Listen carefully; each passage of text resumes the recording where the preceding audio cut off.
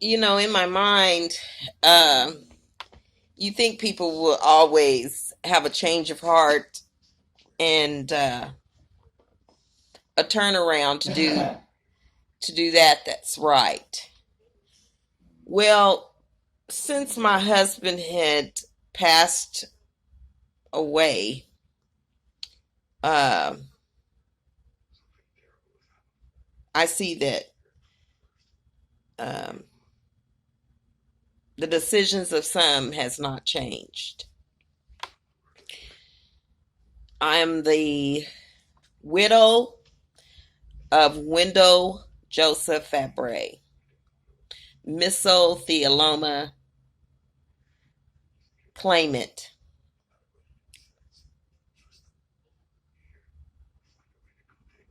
I am the mother of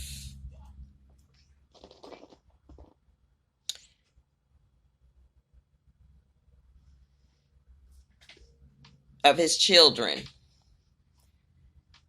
He's got two outside of the marriage he had with me.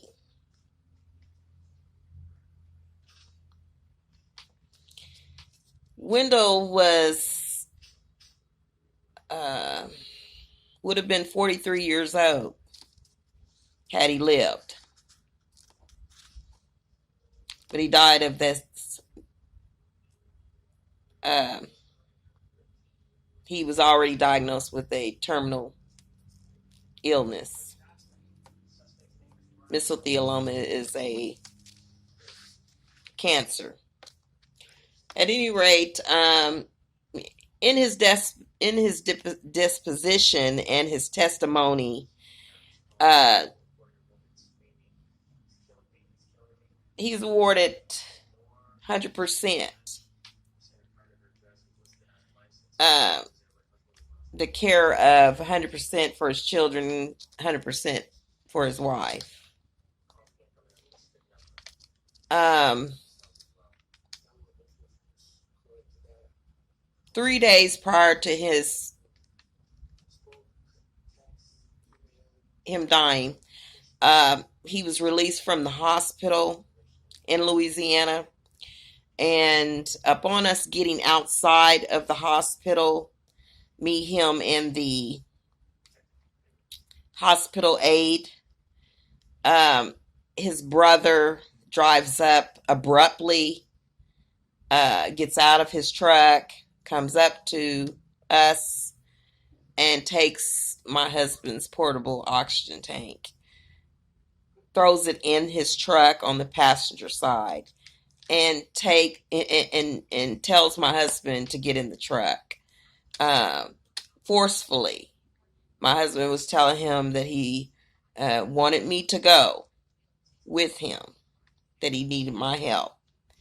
And the brother persisted that I was not going and that for him to get in the truck. And I called the police, ran in the hospital, tried to get help. He grabbed my husband by the arm, and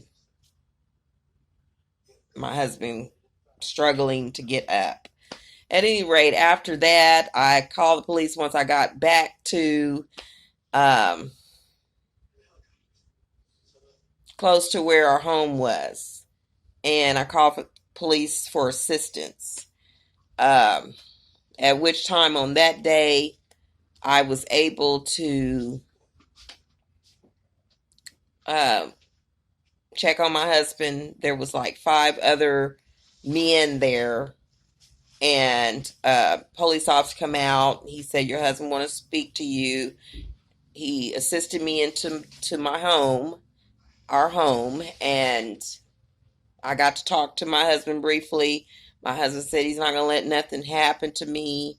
Um, he wanted me to stay there. I didn't want to stay there. I didn't feel safe. I asked him, would he want to go? Come on and go with me now, but my husband kept pointing to his oxygen tank that he couldn't go. So I went to a motel room, and stayed there, hoping that the I can get some legal help to help me, to protect us, me and my husband. And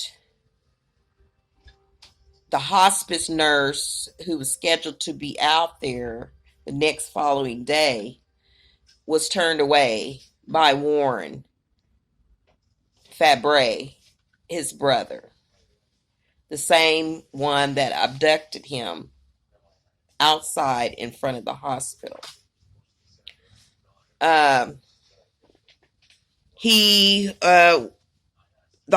hospice agency said that he would not even let the nurse in, and he wouldn't let her see Wendell.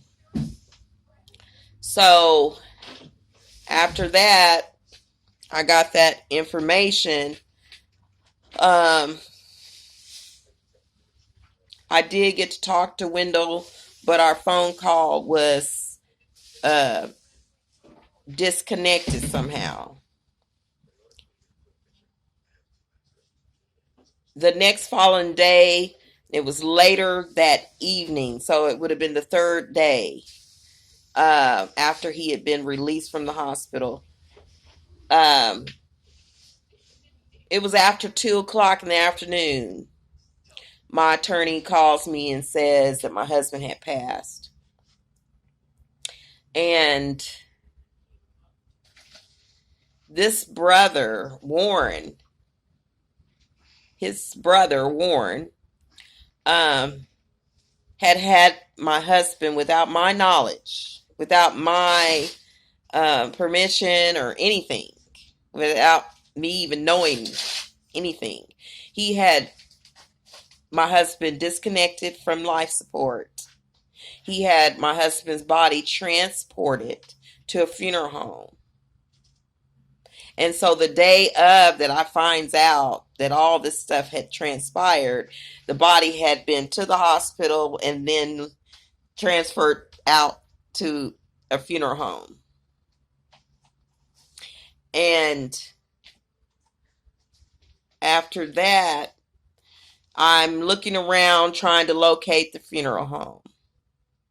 The next following day, an attorney that I had hired to get them to stop whatever that they subject to do in a funeral home, and would get rid of any kind of evidence. I wanted an autopsy done. I had posted $2,000 to get an autopsy done on my husband because there was too much that was obvious that I needed to make sure that nothing had happened to my husband by this man. Well, this man was able to get the funeral home to embalm my husband, while me and the attorney is in another parish retaining a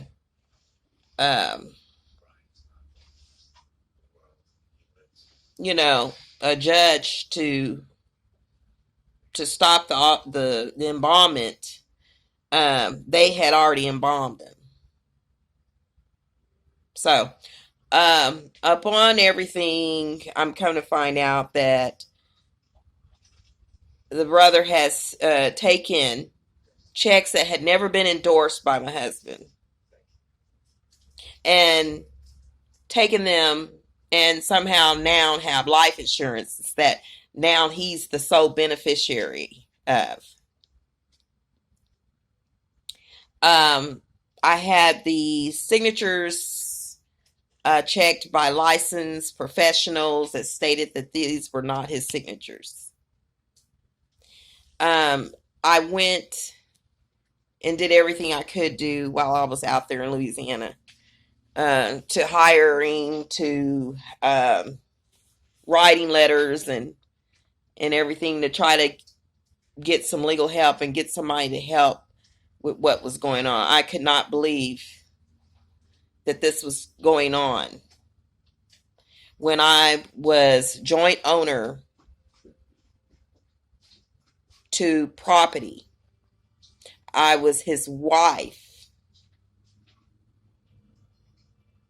and the mother of his children. So I have named this because I'm right now working on a podcast, but I have named this that life saves. Life saves. My husband would have been 43 years old, and we loved our children. And he had made it very clear what he wanted to do with the money. The money that was given for my husband being exposed to asbestos, to a terminal illness.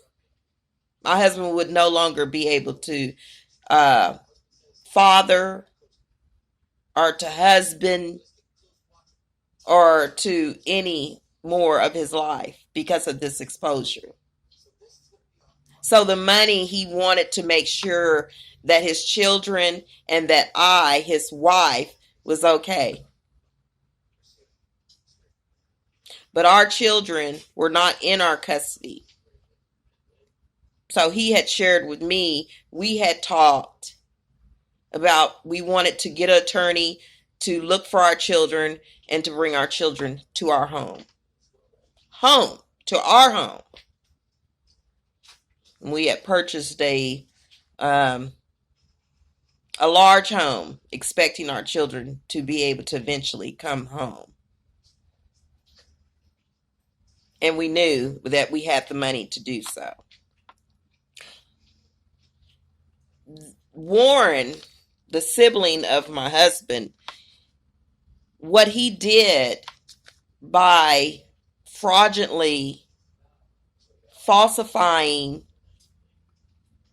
documents, he replaced heirs and rightful owners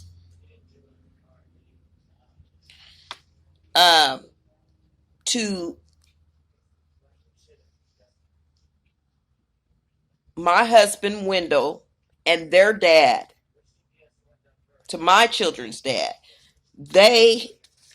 Warren Fabre replaced the rightful heirs to Wendell's estate by falsifying documents. He replaced us. So now he's been getting, or however way that works, the wrongful death claims. That's what we supposed to be inheriting. Me and his children. Wendell's wife and children. It's not his brother, his sister, his mama, his papa. It's his wife and his children. So now you know what I will be talking about. This is what I will be talking about. I'm talking about the Mesothelioma class action suit that involved us, my husband, and I was there when he put forth his deposition, and testified. And so it was awarded. This deposition didn't have Warren's name on it. It didn't have his mama's name on it. It didn't have none of these people's name on it. It had me and my children on there. Me and my children and the children that Wendell had by his previous relationship. I was his first wife and only wife. Now, So this is where we're going to start, because I don't know how long I can go on this, but this is where we're going to start.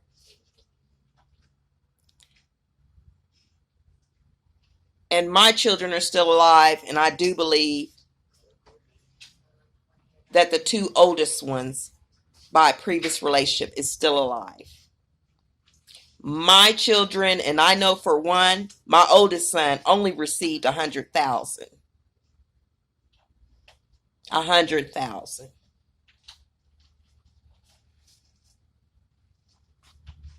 So I'm gonna end this right here, and that is that I'm still here, my children are still alive, and I have not forgotten. I have not forgotten. And so I want the world to know the truth. I want everyone to know the truth of what goes on. And I want everyone to be informed. And most of all, I want justice to happen. I want the very will that was put forth in writing to happen. Because no fraud, no extortioner should go without punishment.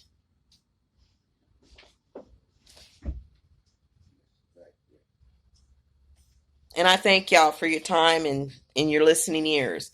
And I will continue